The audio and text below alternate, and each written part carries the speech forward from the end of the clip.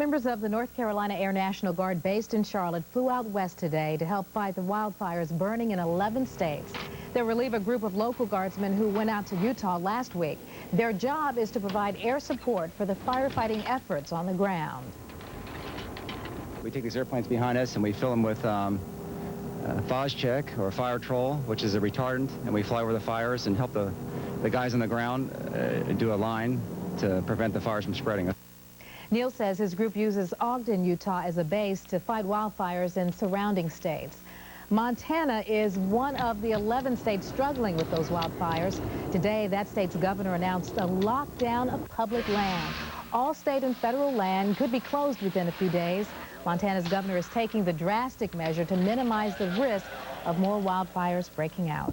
In tonight's 5 o'clock focus, fires continue to rage in the west, charring thousands of acres of wilderness.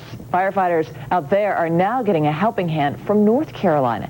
NBC6 reporter Scott Sayers explains.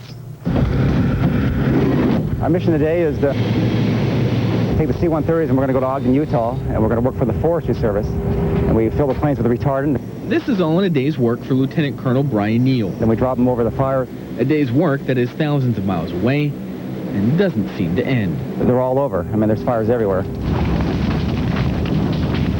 But we've been everywhere. Been to Colorado, Nevada, Idaho.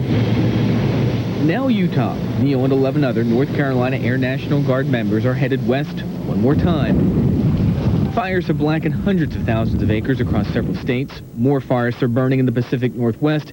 The weather won't provide a break. The forecast is hot and dry. With all of that, Neal knows his job is simply to stop the fires from getting any worse. Kind of form a fire line or fire break to help the guys on the ground who are really doing all the work. And we don't put out the fires, we just keep the fires from spreading. Since June, the Tar Heel Air Guard has been flying west. It's not easy to go when you're a dad. My daughter's now at the age where they don't want me to go. You know, like today, don't go on a long trip, Daddy, and stuff. And you know what's ahead. No, it's not a vacation. You know, we work about 12-hour days. That's our limit. But it's up and down, and you're depressurized. So you're going all the time up and down above 10,000 feet. So it wears you out after a while.